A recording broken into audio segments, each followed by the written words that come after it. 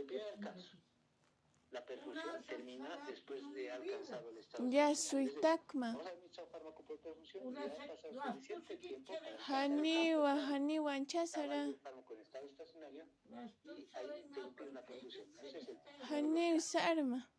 que la perfusión ha terminado después de haber alcanzado el estado estacionario. Y el caso 2, que la perfusión termina antes de que se alcance el estado estacionario, porque también puede darse el caso, ¿no?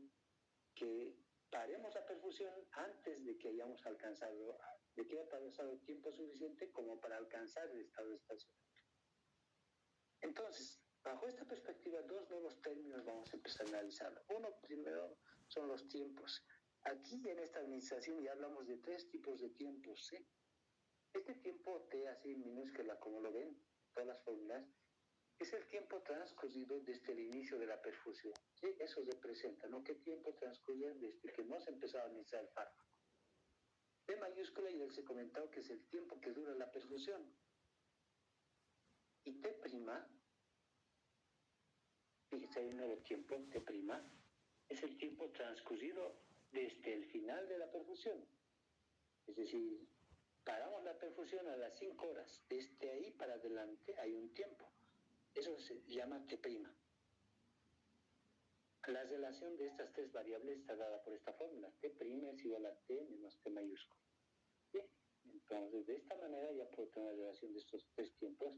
Nunca se confundan ni olviden, ahí lo tienes registrado, porque ejercicios, prácticas, cada uno de estos es importante que den acá. Ahora, veamos este caso más a profundidad. Caso 1, cuando la perfusión termina después de alcanzar la concentración en el estado estacionario. Esta sería mi representación en escala semilogarítmica de esta curva. ¿Sí? Sería así y sabemos que esta parte se volvió una recta, ¿no? Fíjense, esto también está en el formulario, del que tengo con el grafiquito, pero así detallado está. Las concentraciones de fármaco en el organismo, mientras está en esta parte de la curva, se halla con esta fórmula. Cuando llegamos al estado estacionario, hemos dicho, lo hallamos con esta fórmula. La concentración al final de la perfusión se halla con esta otra fórmula. Y la concentración que alcance el fármaco después de finalizada la perfusión, es decir, cualquiera de estos puntos de esta recta, la determinamos con esta otra fórmula. Fíjense, aquí está T minúscula, acá está T mayúscula y aquí está T'. Entonces, cada fórmula es diferente, tiene su aplicación para saber cualquier punto de estas concentraciones que tienen en el gráfico. Ahora, segundo caso, ¿no? La perfusión termina antes de alcanzar el estado estacionario. Así tendríamos nuestra gráfica, ¿no? Administramos fármaco, el fármaco se va acumulando y se seguiría acumulándose si seguimos con la perfusión hasta alcanzar el estado estacionario, ¿no? En este caso se ha cortado esa situación en este tiempo de 6 horas, fíjense, hemos cortado la perfusión antes de alcanzar el estado estacionario. Entonces, en este caso, de esta manera va a estar representado el comportamiento del fármaco en el organismo. Esta fórmula es general y se utiliza en toda esta parte inicial, ¿no? Pero no hemos alcanzado el estado estacionario. La concentración final en el estado estacionario va a representar por esta misma fórmula que se comentó anteriormente. Pero la concentración del fármaco en cualquier punto después de finalizar la perfusión, es decir, sobre esta línea recta, va a estar representada con esta fórmula un poco más compleja. Donde fíjense, tengo 2 tiempos, tiempo de duración de la perfusión y tiempo que transcurre después de finalizada la perfusión, eso es T'. ¿Listo? Entonces, fíjense, y hay varios casos, varias fórmulas que uno tiene que saber aplicar de acuerdo al caso particular que tenga.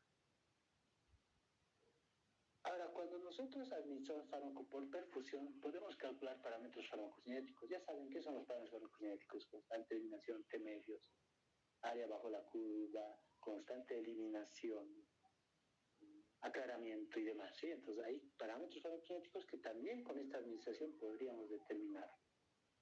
Entonces, primero, generalmente siempre calculamos la velocidad de ingreso del fármaco, K sub 0.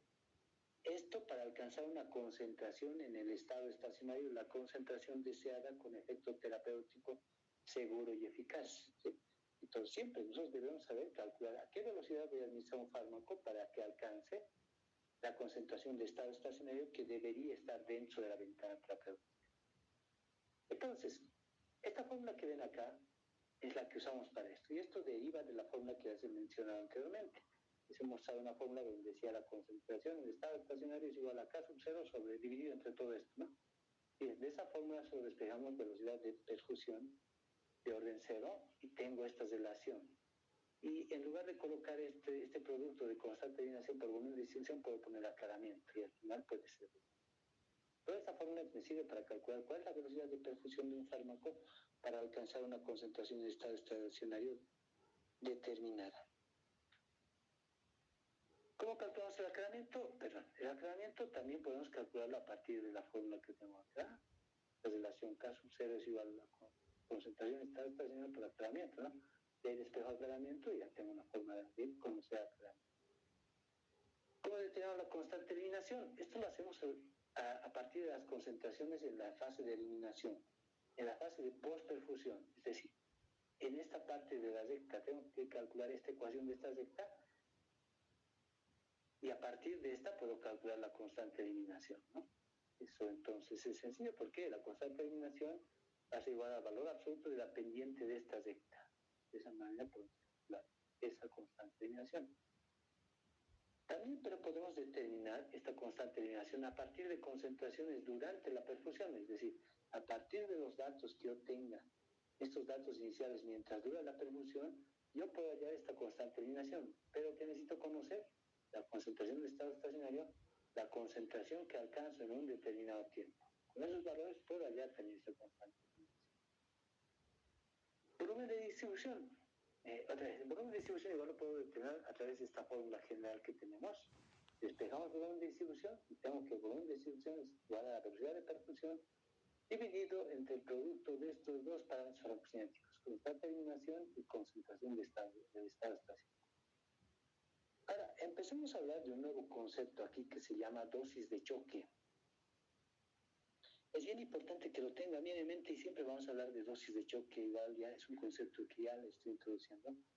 O también se llama dosis de carga, por si acaso. Dosis de choque, dosis de carga, depende de la bibliografía que uno esté usando. ¿Qué significa y para qué sirve esta dosis de choque? Recordemos un poco. Esta línea morada que ven acá representa cuando administramos un fármaco por vía intravenosa en forma de bolo, por eso dice bolus, ¿no? Nada más. Cuando administramos el fármaco en forma de bolo, este es su comportamiento según lo que hemos estudiado, ¿no? En esta gráfica aquí tengo tiempo y aquí concentración plasmática. Administramos fármaco por bolo intravenosa, al inicio las concentraciones son altas y luego va disminuyendo, ¿sí? Forma una curva, ese es su comportamiento normal. ¿Qué pasa cuando administramos el mismo fármaco por perfusión a una velocidad determinada? Esto está en verde y este sería su comportamiento, la línea verde, como han visto. El fármaco se va acumulando hasta llegar a una concentración de estado estacionario. Ahora, ¿qué pasa cuando administramos los dos? Primero un bolo intravenoso y luego una perfusión. Teóricamente bien calculados los dos, ¿no? Dosis adecuada, velocidad de perfusión adecuada, bien calculados. ¿Qué sucedería? Pasa lo siguiente, al inicio, en general, la concentración de fármaco en el organismo va a responder a la sumatoria de lo que ha ingresado por bolo intravenoso y de lo que está ingresando por perfusión. Al final, estas líneas rojas representaría la concentración de fármaco en el organismo si calculamos bien estos dos, que administramos uno después de otro. Primero bolo y luego inmediatamente perfusión. Si los dos administro, entonces la concentración de fármaco, fíjense cómo se comportaría. Desde un inicio alcanzaría la concentración de estado estacionario y esto se mantendría en el tiempo. Entonces, en situaciones de emergencia, esto es lo que se hace. Pues primero un bolo intravenoso e inmediatamente fármaco por perfusión. Así estabilizan la concentración de fármaco en el organismo y así está dentro de la ventana terapéutica. ¿Por qué esto se vuelve una recta como han visto acá? Fácil de explicar. Al inicio, la perfusión no aportaba nada de fármaco. ¿Sí? Cero. Pero ¿quién aportaba ahí? El bolo intravenoso. Aquí empezó la concentración desde este punto. Ha pasado un tiempo determinado, digamos, por acá en este punto de mi cursor. ¿Y qué ha pasado? De bolo intravenoso solo me queda todo esto, ¿no? Que tengo acá. Pero a esto se va a sumar lo que ha empezado a ingresar por perfusión. Si los dos sumo, aquí en la línea roja va a aparecer el punto. En esta intersección lo mismo, fíjense, de intravenoso solo me queda esta parte. Pero le sumo esto más que ingresado y los dos sumados van a sumar esto. Y así sucesivamente. Eso es lo que está sucediendo cuando nosotros administramos un fármaco con dosis de choque, se llama. Este bolo intravenoso se llama dosis de choque. Pero la concentración total va a ser igual a la concentración que genera el bolo más la concentración que genera la perfusión. Y así obtengo esta línea roja. Entonces, si nosotros matemáticamente sumamos esos dos procesos, las fórmulas se explican de tal manera, fíjense, la concentración total es igual a la dosis que ha sido administrada en forma de bolo más la dosis que está ingresando por perfusión. Matemáticamente puedo hacer todas las conversiones, esto es bonito igual para ejercitar su mente y su razonamiento. Al final, despejando de aquí la dosis, tengo esta forma. No es que yo no quiera que usen fórmulas, matemáticamente usenla, es bonito, yo me distraigo mucho haciendo despejes de este tipo de fórmulas, pero fíjense, deberíamos llegar a esto si hacemos todo bien, porque eso mantiene ágil su mente. Entonces, fíjense, la dosis de choque, yo tengo que calcularla generalmente. ¿Cuánto de dosis de bolo, de dosis de choque en forma de bolo tengo que administrar a este paciente para alcanzar este estado estacionario? Es facilito calcularlo. Es igual la dosis de choque a la concentración en el estado estacionario que yo quiero alcanzar por el volumen de distribución. Esta fórmula que ven acá podemos desarrollarla más, ¿no? En lugar de colocar concentración de estado estacionario, coloco su equivalente. Al colocar su equivalente, volumen de distribución con volumen de distribución se va a simplificar. Y al final también tengo esta otra fórmula para determinar la dosis de choque. La dosis de choque es igual a el cociente en velocidad de orden cero de ingreso del fármaco dividido entre la constante de eliminación del mismo fármaco. Conociendo estos dos valores, yo también puedo determinar la dosis de choque del fármaco. Ahora, si seguimos hablando de dosis de choque, ideal es que logremos el caso B, ¿no? Cuando nosotros administramos una dosis de choque óptima, bien calculada para alcanzar el estado estacionario desde el inicio. ¿Qué pasa cuando nosotros administramos una dosis de choque superior a la óptima? La línea A es la que representa esto, ¿sí? Le hemos dado más de la dosis de choque, más de lo necesario. Lógicamente, como le he dado más, va a empezar a más concentración. Con el tiempo se va a nivelar, va a ir disminuyendo esta y va a llegar igual al estado estacionario. ¿Qué pasa cuando le doy una dosis C, es decir, una dosis de choque inferior a la óptima que se hubiera calculado?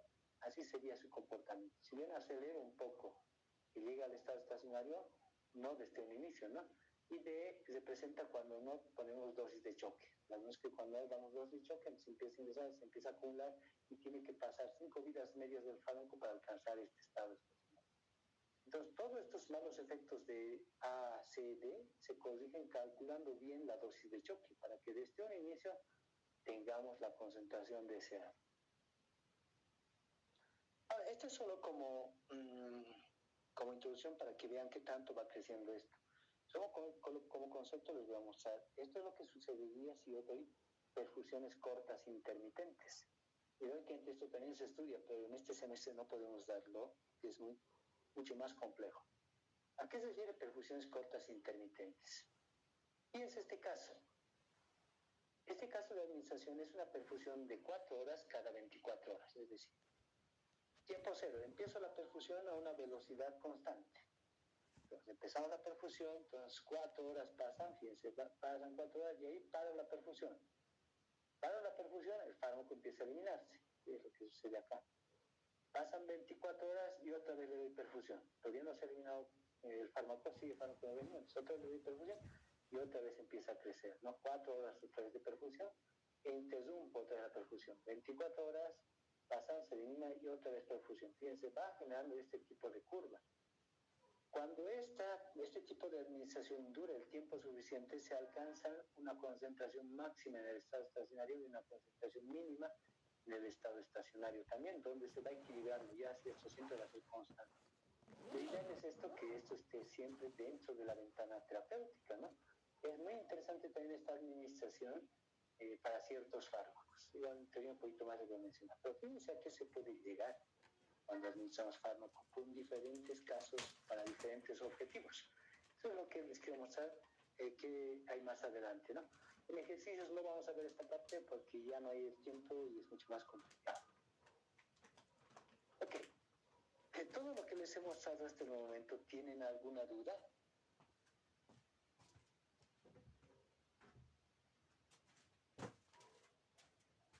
Estamos en línea, sí están en línea, los veo todavía todos ustedes. Supongo que todo está claro, ¿no? Vamos a aprovechar que esto es virtual y puedo avanzar mucha teoría, ustedes pueden grabarlo y así lo tienen. Y más adelante ya vamos a aprovechar los tiempos que tengamos para hacer más ejercicios. La idea es que lleguemos al primer parcial hasta el tema 8. Fíjense, ya vamos a ingresar al tema 6. Luego de eso, entonces, dos temas más que son mucho más teóricos, es que podamos avanzar hasta el primer parcial. ¿Sí? Y luego, de más tiempo que nos sobre, vamos a ir haciendo ejercicios y demás. Entonces, aprovechemos que ahora estamos en virtualidad, que podemos hacerlo mucho más rápido. Siguiente tema, entonces. Administración extravascular es lo que vamos a ver ahora, igual modelo de un compartimento. ¿Qué pasa cuando el fármaco se administra por vía extravascular? Recordemos un poco esto. ¿Qué es la vía extravascular? Cualquier fármaco que es administrado fuera de un vaso en el organismo, ¿no? No directamente en un vaso sanguíneo. ¿Cuáles son la más importante de esto? La vía oral. Cualquier fármaco que se administre por vía oral, ya sea en un jarabe, en una tableta, en una cápsula, es una administración extravascular. Otras, las más comunes de administración extravascular son la administración intramuscular y la subcutánea. A pesar de que pasamos la barrera por inyección, las barreras del organismo por una inyección, no hemos llegado a un vaso. El objetivo no es llegar a un vaso sanguíneo, sino que el fármaco se deposite en otras estructuras, la intramuscular, por ejemplo, en el músculo, y de ahí tiene que sufrir un proceso de absorción para llegar al torrente circulatorio y así tener un efecto sistémico, es decir, en todo el organismo, ¿no? O sea, eso se refiere a la vía extravascular. Cuando estamos hablando de esta vía extravascular, surge un nuevo concepto, ¿sí? Este nuevo concepto se da solo en la administración extravascular, que es la fracción de dosis de fármaco que ha sido absorbida.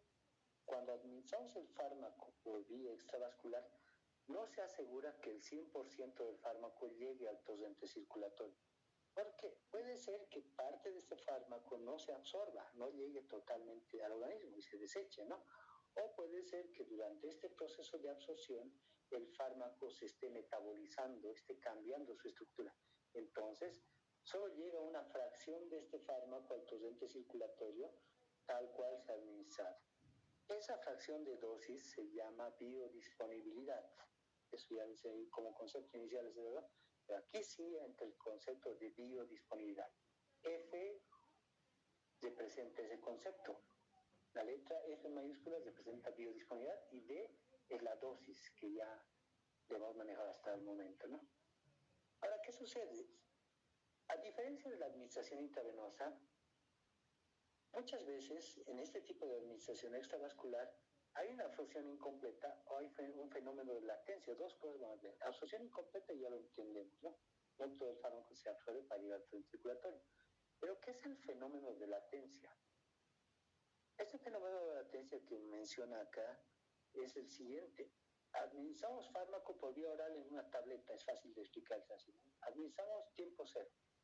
Pero el fármaco, hasta que llegue al torrente circulatorio y lo podamos detectar, va a tardar media hora, una hora, de acuerdo a cómo esté formulado el fármaco. ¿Sí? Porque primero tiene que liberarse, tiene que disolverse, tiene que absorberse y todo eso lleva su tiempo, ¿no? Entonces, ese tiempo que transcurre desde que administramos el fármaco hasta que éste llega al torrente circulatorio y puede ser detectado, se llama tiempo de latencia. Ese es el fenómeno de latencia del que estoy hablando. Ahora, ¿qué sucede si nosotros podemos representar los tres principales compartimentos cuando administramos un fármaco por vía extravascular? Este, por ejemplo, es la vía de donde se va a absorber el fármaco. En este caso, el caso más común, la vía oral, el tracto gastrointestinal. Es decir, cuando administramos un medicamento por vía oral, ¿dónde se va a absorber? En el tracto gastrointestinal. Este es un compartimento. De acá el fármaco se tiene que absorber para llegar a la sangre. Y de la sangre se va a eliminar, como ejemplo en este caso por vía urinaria, por decir, ¿no? Fármaco eliminado por orina. Entonces, ¿qué sucede a tiempo cero? Administramos fármaco. Una vez que se administra el fármaco, este se encuentra únicamente inicialmente en el tracto gastrointestinal. Recién se va a disolver, recién se va a absorber, ¿no? Eso sucede a tiempo cero. Y en el tracto gastrointestinal está toda la dosis que hemos administrado. ¿Qué sucede cuando pasa un tiempo determinado, 1 hora, 2 horas, 3 horas, por decirlo así? Pasa un tiempo suficiente, ¿no? Lógicamente la concentración de fármaco en el tracto gastrointestinal disminuye. ¿Por qué disminuye? Porque parte de este fármaco ha sido absorbido. La concentración de fármaco en sangre entonces empieza a aumentar, pero también empieza a disminuir porque se va eliminando, ¿no? Y empieza a aparecer fármaco en orina, la parte donde se elimina, ¿no?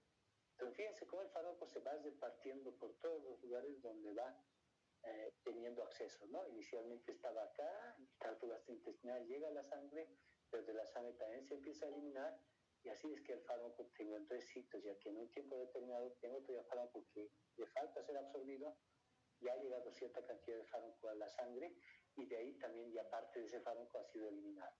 El fármaco entonces está circulando y está en 3 lugares diferentes, con diferentes concentraciones y cantidades.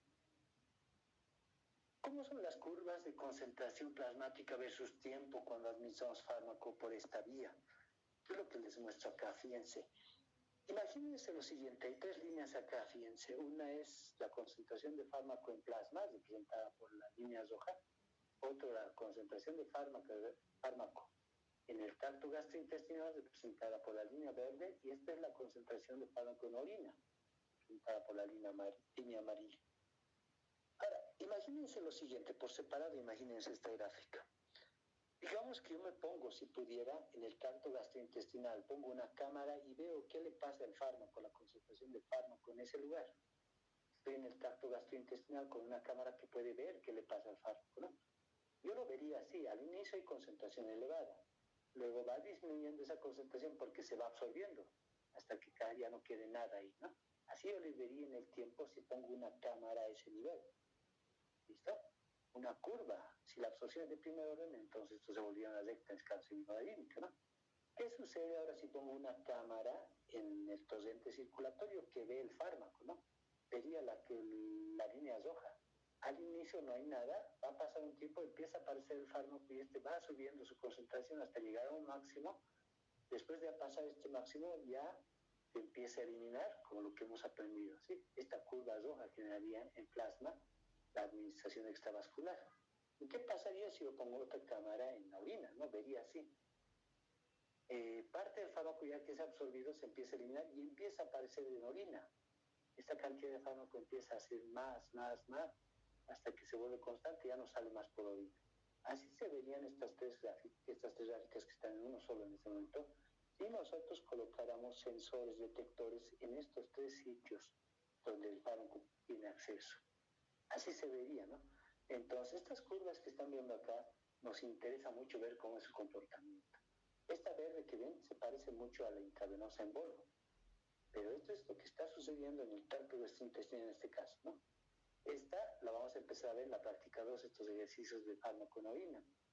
Y esta roja es la que ahora quiero mencionarles. Así se comportaría cuando la concentración de fármaco en la sangre cuando se administra por vía extravascular.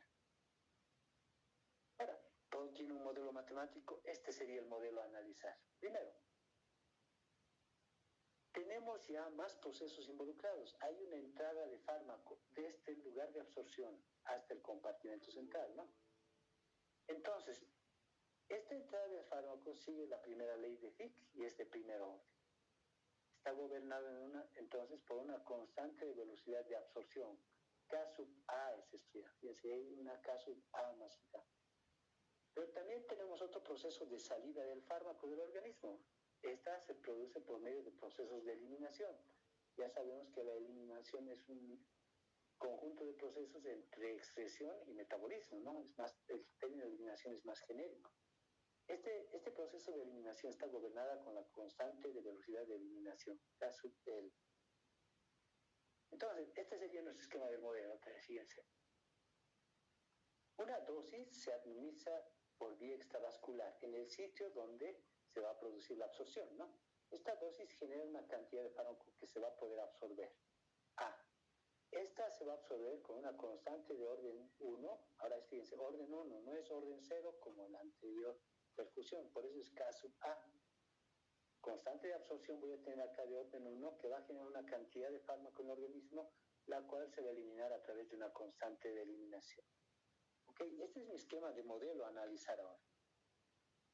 ¿Cuáles van a ser las ecuaciones del modelo? Para determinar estas ecuaciones del modelo, quiero que tomen en cuenta lo que les muestro en esta gráfica y lo entiendan ahora, ¿no? Este sería el comportamiento de la concentración de fármaco en plasma cuando se administra por vía extravascular. Y tengo tiempo y aquí tengo concentración. Al inicio no hay nada, el fármaco se empieza a absorber y fíjense, va subiendo la concentración hasta llegar a un máximo. Después de este máximo, las concentraciones van decayendo. Ahora, ¿qué es lo que aparecen? 4 zonas. Una zona A, que está acá, una zona B, que está justo en la cima de esta montañita, una zona C, que está inmediatamente después de esta, y una zona D, como ven acá. Se forman 4 zonas que necesitamos analizarlas y comprenderlas. Primero, también, este punto máximo que tenemos de esta figura es, en su variable Y, la concentración máxima que se alcance en el organismo. Cmax es un nuevo parámetro farmacosmétrico. Claro, no les había hablado, ¿no? Es la concentración máxima que alcanza el fármaco cuando se administra por vía extravascular. Y el tiempo, su variable, la variable X, es el Tmax. Es el tiempo que transcurre para alcanzar esta concentración máxima.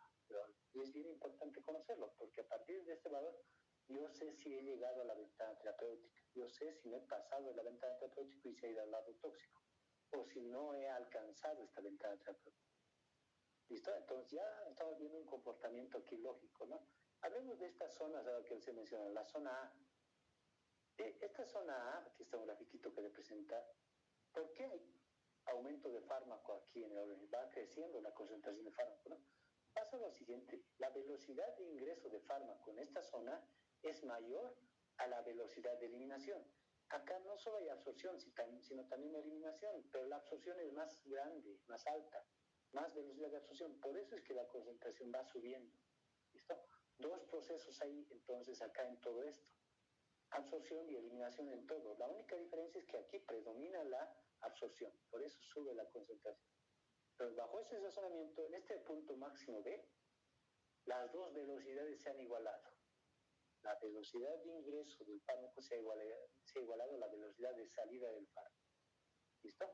Inmediatamente después está la zona C. En esta zona C, ¿qué es lo que sucede? La velocidad de eliminación es mayor a la velocidad de absorción. ¿Listo? Y en esta última parte, en la zona D, se dice que ya no hay absorción porque se ha acabado la dosis que tenía que absorberse, ya no hay más. Acá entonces únicamente tengo eliminación de fármaco en la zona D. Entonces, como esta parte es solo eliminación de fármaco, esto se parece a una administración intravenosa en bolo. Y bajo ese razonamiento es que empezamos a resolver y determinar cómo es que determinamos toda esta curva, ¿sí? Bajo esta parte. La zona D, donde supongo que ya no hay absorción y solo hay procesos de eliminación. Las ecuaciones del modelo, entonces, a partir de ese razonamiento, van a responder a las siguientes variables. El fármaco se administra por vía extravascular, genera una cantidad de fármaco en el lugar de absorción del mismo fármaco, la cual se va a absorber a través de una constante de absorción que va a generar una cantidad Q de fármaco en el organismo disuelto en un volumen de distribución dado, y que este se va a eliminar a través de una constante de eliminación, ¿no? Entonces, fíjense, en este lugar yo puedo establecer una ecuación diferencial para determinar el movimiento del fármaco acá, en el lugar de absorción. Y aquí en el organismo, la ecuación sería esta, ¿sí? La que gobernaría la concentración del fármaco acá. La velocidad, perdón. Ingreso y salida del fármaco estaría gobernada por esta ecuación diferencial. Ahora, bajo este esquema, podemos resolver la ecuación diferencial, tendríamos lo siguiente. Resolviendo, y eso no lo vamos a hacer la etiqueta aquí porque no estamos en matemáticas, obtenemos esta fórmula. Pero estoy escuchando ruido. Todo está bien, no es nada del curso, ¿no?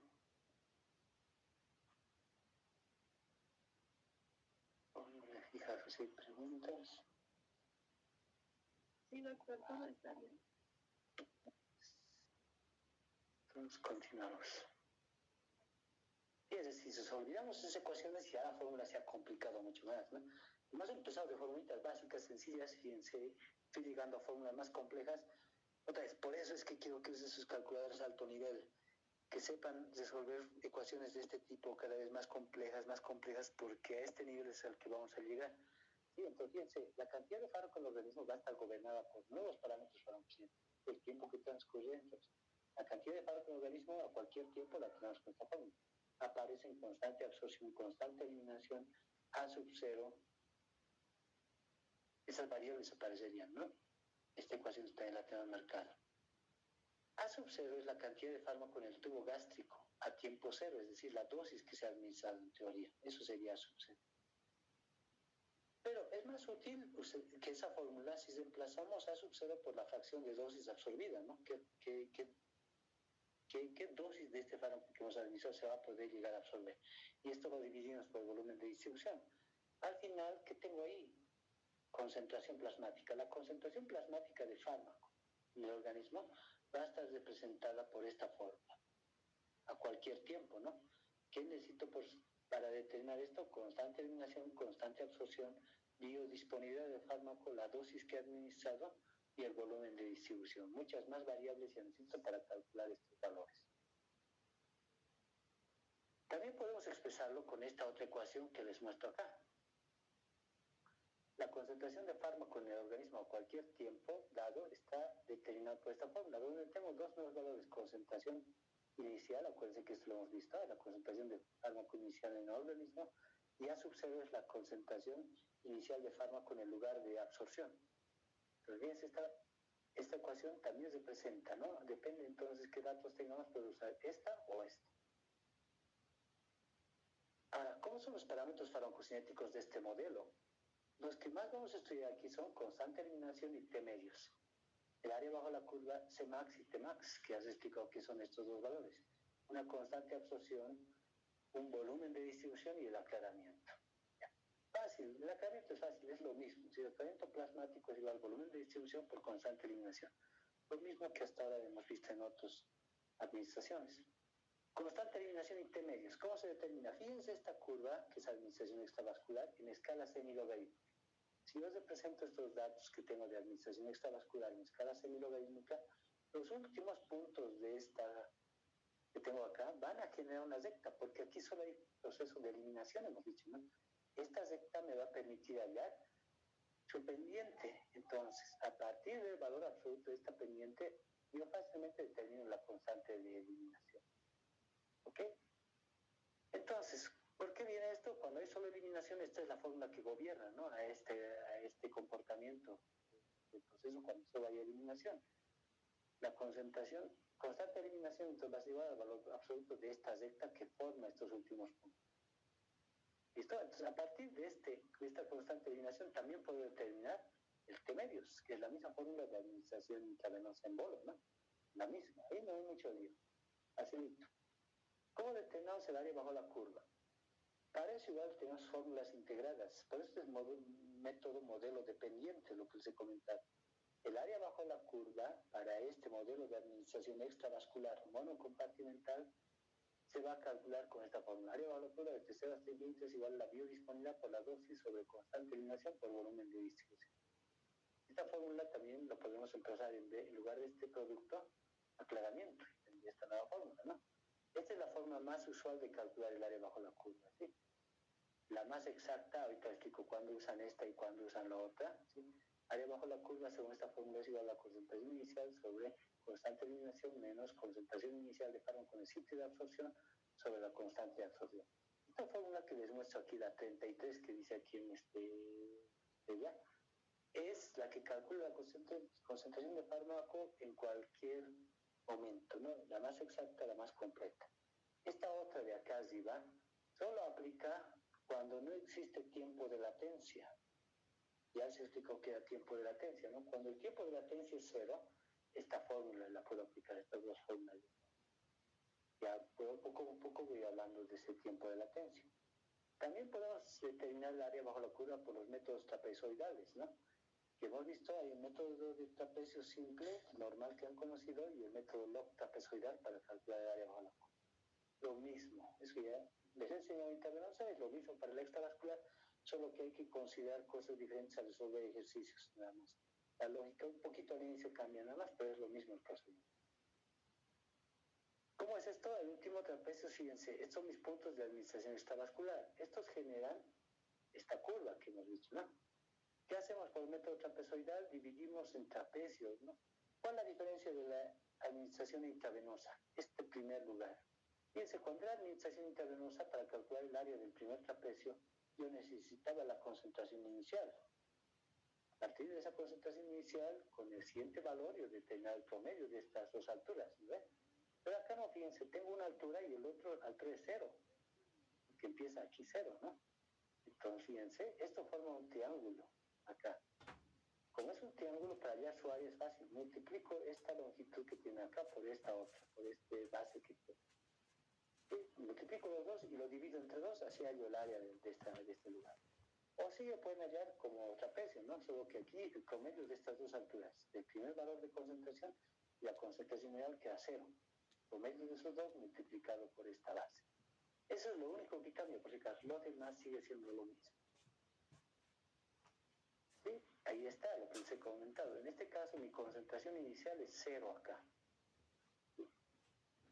Y reemplazo cero y así puedo calcular el área de mi primer trapecio. El segundo trapecio es lo mismo, ¿no? El promedio de estas dos alturas por la diferencia de tiempos, ¿no? El tiempo que he transcurrido acá, 2 menos tiempo 1. Ahí está. Y la cola, otra vez no se olviden esta parte. El área que existe después de la última muestra tomada se calcula de esta manera, ¿no? Área bajo la curva desde el último tiempo t hasta el infinito es igual a la concentración última que tenemos a ese tiempo t dividido entre la constante de eliminación. Hablaremos de la biodisponibilidad ahora, para que me entiendan. Ahora sí puedo explicarles más a detalle para qué sirve este término que ha aparecido acá con la administración extravascular. Área bajo la curva, un poquito recordemos. Cuando administro el fármaco por vía intravenosa en forma de bolo, el comportamiento va a ser este que ven acá, lo que está en rojo, ¿no? El área que está en rojo. Bien, intravenosa en forma de bolo, así se comporta. Una dosis determinada que administro. Ahora, ¿qué pasa si yo administro ahora aquí la misma dosis, pero por vía extravascular? Su comportamiento va a ser como lo que está en área sombreada en verde. Ahora, esta área que ven acá, en verde, se nota aquí clarito que no es la misma área que la roja, ¿no? Es mucho menor esta área. Ahora, pero si administro la misma dosis, ¿por qué es menor? Porque aquí puedo ver que no todo el fármaco que he administrado ha llegado al torrente circulatorio. Por eso esta área es menor. Entonces, su biodisponibilidad de este fármaco administrado por vía extravascular es mucho menor porque el fármaco no se absorbe completamente o se degrada antes de llegar al torrente circulatorio. ¿Listo? Entonces ahí tenemos las dos administraciones, intravenosa y la extravascular. Y la biodisponibilidad aquí pues juega un rol muy importante para saber si un fármaco necesita cambiar la dosis cuando administramos por vía extravascular, necesito conocer su biodisponibilidad por vía oral. En este caso, ¿no? ¿Cuánto es que llega? Porque si mi objetivo es que llegue lo mismo que administrado por vía intravenosa, entonces debería darle más dosis para que esta área crezca, mayor dosis que la que administra por vía intravenosa para que se igualen los dos y al final generen el mismo efecto terapéutico. ¿Cómo calculamos entonces esta biodisponibilidad? Esta es la fórmula más común utilizada. ¿Sí? Necesito saber el área bajo la curva de la administración extravascular dividido entre el área bajo la curva de la administración intravenosa, lo que está en rojo, por la dosis intravenosa dividido entre la dosis que se administra por vía extravascular. Esta fórmula se vuelve bien simple si las dosis son iguales, fíjense. Se eliminan si estas dosis son iguales, ¿no? Y tengo que la biodisponibilidad solo es esta. En su forma más complicada, esta es la forma de calcular la biodisponibilidad. ¿Cuándo se aplica esta fórmula? Cuando existe un fenómeno flip-flop, se llama. Más adelante les voy a hablar de esto.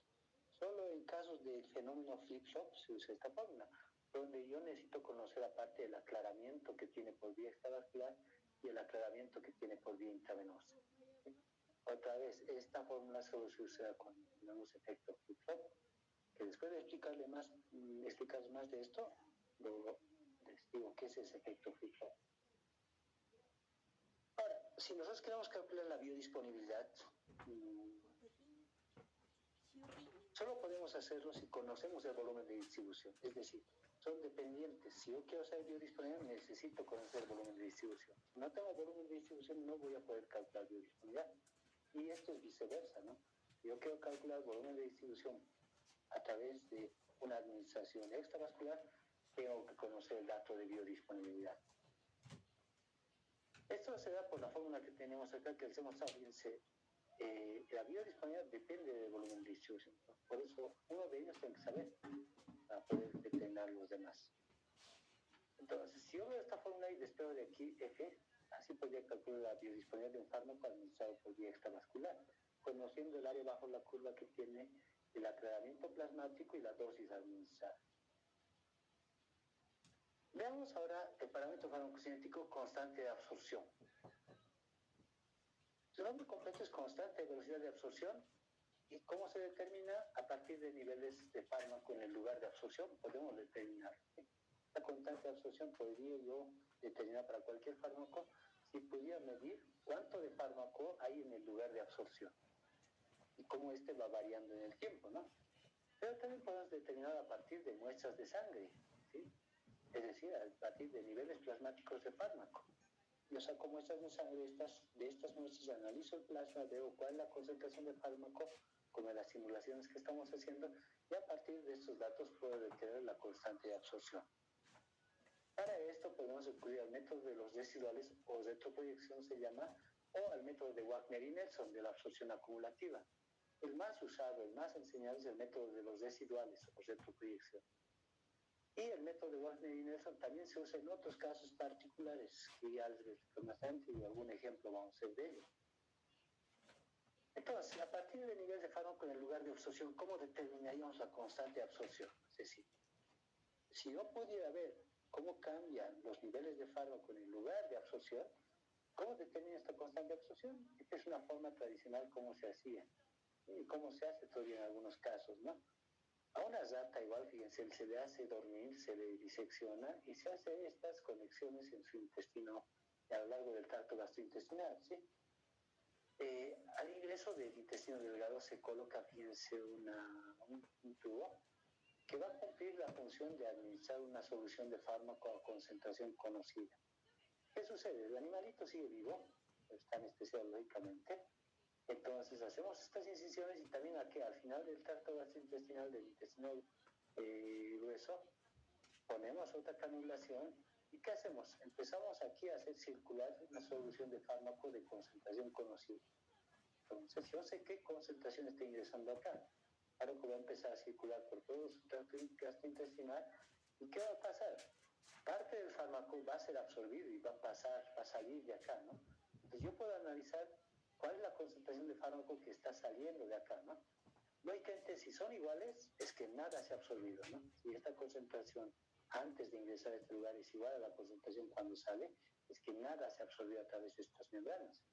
Pero eso no sucede, ¿no? Sino que pasa con el tiempo, va disminuyendo la concentración y tengo nuevos datos. Con esos datos yo puedo calcular entonces la constante velocidad de absorción del fármaco a partir de ensayos de este tipo. ¿Qué se hace con esos datos? Aquí tengo tiempo y aquí pongo el logaritmo de la concentración. Al final esto en escala, en esta escala semilogarítmica va a generar una recta. Esta recta va a tener una pendiente cuyo valor absoluto me va a dar la constante de absorción. Así lo vería entonces. Ahora, ¿cómo determino esta constante de absorción? A partir de muestras de sangre, a partir de niveles plasmáticos. El método de residuales o retroproyección que les he comentado es el más usual, el que más vamos a usar. ¿Qué asume este método? Absorción y eliminación de primer orden. Estos dos procesos, tanto de absorción y eliminación, son de primer orden. Ese es el principio. Otra asunción que hace es que la constante de velocidad de absorción es mayor a la constante de eliminación, y eso en la mayoría de los casos es correcto. Generalmente siempre la absorción es más rápida que la eliminación a un inicio del proceso, entonces esta condición sí se va a cumplir en la mayoría de los casos. La primera parte entonces del gráfico es una combinación de los dos procesos que les he comentado. Casi toda la curva que tenemos de nivel plasmáticos, siempre hay dos procesos involucrados, absorción y eliminación. Solo en la última parte, cuando se ha acabado el proceso de absorción, es que tengo la eliminación solo. Entonces, cuando esta absorción cesa, ya no hay fármaco más por absorberse, solo queda el proceso de eliminación, ¿no? Ese es razonamiento, entonces me permite hacer los cálculos necesarios. Otra vez, fíjense, esta es una curva característica de la administración extravascular. Aquí tengo el tiempo en horas y aquí tengo la concentración plasmática. Administramos fármacos. Supongamos en este caso que el tiempo de latencia es cero, es decir, apenas administramos, inmediatamente empieza a aparecer fármaco y en sangre. Hay algunos casos que así se comportan, por si acaso. Más adelante, en teoría, vamos a hablar más de ello, ¿no? Ahora, ¿pero qué sucede? Administramos, el fármaco empieza a subir la concentración hasta un máximo, luego empieza a descender, ¿no? Hemos dicho que hay 4 zonas. La primera zona donde la velocidad de ingreso del fármaco es mayor a la velocidad de eliminación. Por eso es que esto es ascendente. Pero hay 2 procesos acá. Están los 2 procesos simultáneos, no solo absorción, sino también eliminación. Hay 2 procesos. La sumatoria de los 2 procesos genera estos valores de concentración. En el punto máximo, las 2 velocidades se han igualado. La velocidad de entrada y la velocidad de salida del fármaco se han igualado. En la zona inmediatamente después de este punto, la velocidad de eliminación es más grande que la velocidad de absorción. Y los últimos puntos, donde cuando ya se ha acabado la cantidad de fármaco que debía absorberse, en este caso, con los últimos puntos solo tengo eliminación. Okay. ¿Qué sucede con esto entonces? ¿Cómo calculamos? Les he comentado. Tomar en cuenta que aquí siempre hay procesos de absorción y eliminación, los dos juntos. Tienen que ampliar más. Y en esta última parte solo tengo eliminación, porque ya no hay fármaco más que se absorba, ¿no? Así sería su razonamiento. Entonces, ¿qué hacemos con esto, no?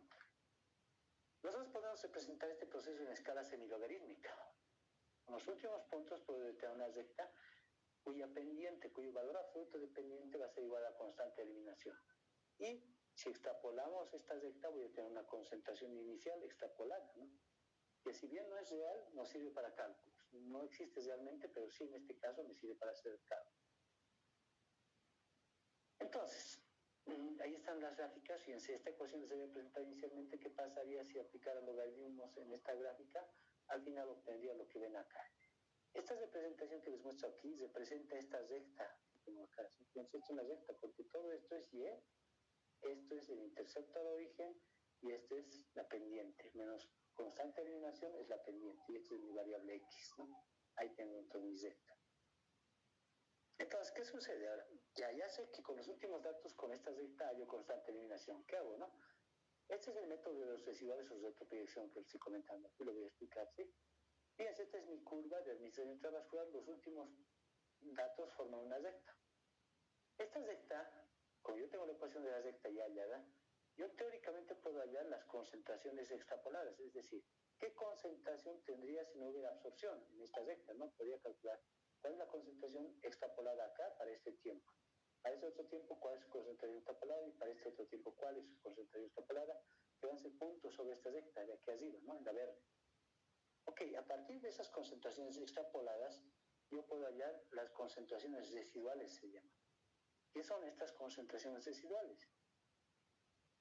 Yo sé que esta parte de mi recta, los primeros datos, tienen 2 procesos involucrados, absorción y eliminación. Y esta recta verde solo representa procesos de eliminación. ¿Qué pasa si por diferencia, hago diferencia entre estos 2 bloques de datos?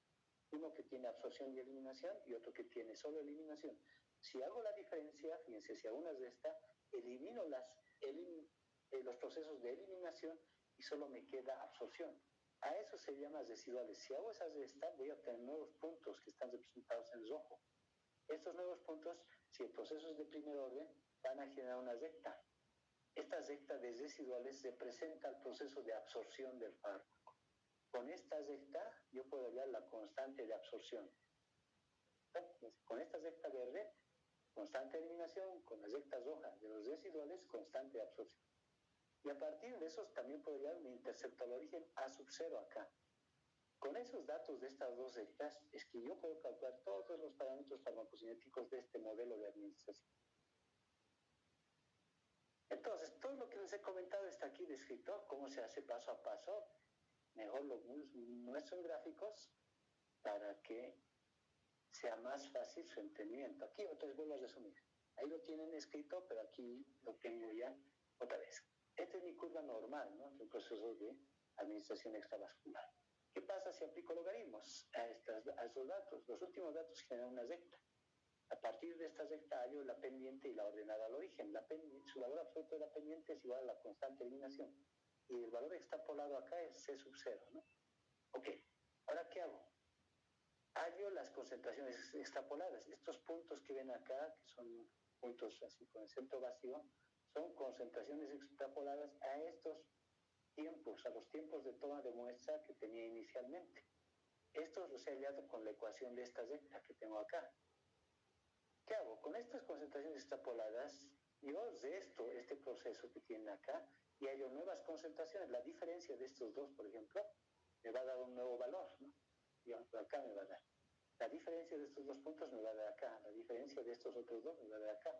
Y de acá a acá me va a dar otro punto acá. Esas diferencias, esas nuevas concentraciones, se llaman concentraciones residuales y generan esta recta de residuales que representa el proceso de absorción. Bien. Esta nueva recta tiene igual una pendiente cuyo valor absoluto va a ser igual a la constante de absorción. Y también tiene un intercepto al origen. Este intercepto al origen es A sub 0. Ahora fíjense, cuando el tiempo de latencia es 0, A sub 0 es igual a C sub 0. Aquí se igualan estos dos puntos. En ese momento, cuando el tiempo de latencia es 0, entonces las dos variables A sub 0 y concentración sub 0 son iguales en ese caso. ¿Qué hace el método de Wagnerian-Nelson? Como resumen, no vas a ver acá, fíjense, la cantidad de fármaco absorbida a tiempo infinito es igual a la cantidad de eliminada. Eso es lo que supone el método de Wagnerian-Nelson. El masa más por un balance de masa, ¿sí? Que dice que la cantidad de fármaco total que se va a absorber a un tiempo infinito es igual a la cantidad de fármaco que se va a eliminar del organismo. Este método se puede aplicar aunque la absorción no sea de primer orden. Esa es su gran ventaja. Si la absorción, por ejemplo, no es de primer orden, es mejor usar Wagnerian-Nelson.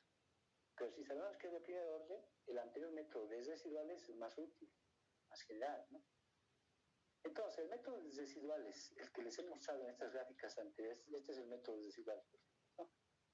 Y la retroproyección permite conocer la constante de absorción, pero no el perfil de absorción. Mientras que el método de Wagnerian-Nelson, o de absorción acumulativa también se llama, permite conocer la constante de absorción y también el perfil de absorción. Esa es la ventajita del método de Wagnerian-Nelson. Sí, además de la constante de absorción, también el perfil de absorción me ayuda a conocer. ¿Cuáles son los parámetros de este modelo? Tmax y Cmax, por ejemplo, son nuevos parámetros que han aparecido, les he comentado, ¿no? ¿Cuál es la concentración máxima y la concentración y el tiempo máximo que tenemos? Se presenta a la concentración máxima que se encuentra, ¿no? ¿Cómo determinamos sus parámetros? Acuérdense de esta ecuación general que les he mostrado inicialmente. El Tmax, por ejemplo, se va a dar cuando las dos velocidades se igualen, hemos dicho, ¿no? La velocidad de absorción se iguala a la velocidad de eliminación. Entonces, la velocidad de absorción está representada por esta ecuación diferencial. Y esta ecuación diferencial, si la resolvemos, me da esta ecuación. Mientras la velocidad de eliminación es representada por esta otra ecuación. Si la resolvemos, tengo esta otra ecuación que representa, fíjense, ya lo hemos visto en la administración intravenous en bono. Ahora, ¿qué pasa si los dos igualo? Porque hemos dicho eso, ¿no? ¿Qué pasa si estos dos igualan, ¿no? Cuando los dos igualo, ¿cuándo sucede? Cuando tengo el tiempo Tmax. De acá puedo despejar Tmax, igual esto es matemática, es un ejercicio bonito para resolverlo. Y fíjense, de ahí determinamos que el Tmax es igual a esta ecuación. Lo vamos a usar mucho para calcular este Tmax. Para eso necesito la constante de absorción, constante de eliminación, A sub 0 y C sub 0. Ahora, ¿qué pasa cuando cuando el tiempo de latencia es 0? Es decir, el fármaco apenas se empieza a aparecer dentro del circulatorio. Hemos dicho que cuando el tiempo de latencia es 0, estos dos son iguales. A sub 0 es igual a C sub 0, se eliminan. Y la fórmula se vuelve más simple todavía, ¿no? Ahí está, como lo ven acá. Entonces, estas son las condicionantes para usar estas fórmulas. El Cmax es sencillo de hallarla. En lugar de la ecuación general de estas curvas, en lugar de colocar tiempo, pongo Tmax y en ese momento sabemos que se va a alcanzar la concentración máxima. La otra fórmula sería otra vez. Esta fórmula que ven acá usamos para cualquier proceso, lo que está abajo, la 41. La 40 la usamos solo cuando el tiempo de latencia es igual a 0. ¿Sí? En ese caso aplicamos esto. Ok, lo vamos a dejar acá porque va a ser hora y tal vez tengan que conectar a otra clase. Antes de terminar la clase, definiremos, ya han estudiado para el previo de esta mañana. seguramente, y a muchos le está perjudicando, y a muchos está perjudicando que suspendamos. ¿Qué les parece dar mañana el previo? ¿O hay otras actividades en el alto? Para que así esté fresco su conocimiento.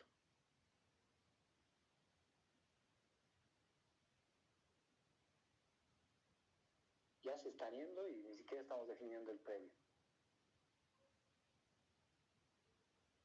¿Qué les pasa? El previo estamos definiendo.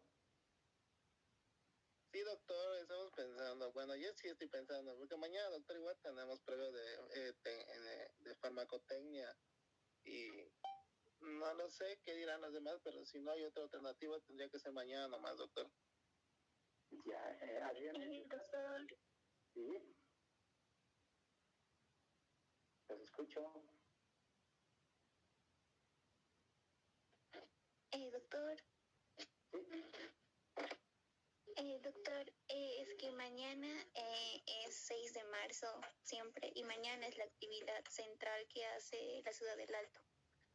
Y como no sea también, es desde ayer, doctor, era lunes, martes y miércoles es. La verdad, ¿saben qué? Cuando estén en la vida real profesional, no importa, tienen que llegar igual a su trabajo. ¿Qué importa que está aquí en la universidad lo están mal criando? Y lo hacen solo por razones políticas, algunas cosas, solo para quedar bien con usted. No se malacostumbren, no es correcto lo que están haciendo, no están en colegio. Cada vez interrumpir clases, sí, pobrecitos, la vida real nunca es esto, así, ya vayan acostumbrándose. Ok, si es que hay mañana actividades, ni modo, la siguiente semana vamos a dar 2 previos, vamos a sacarnos tiempo, voy a coordinar con su representante, ¿listo?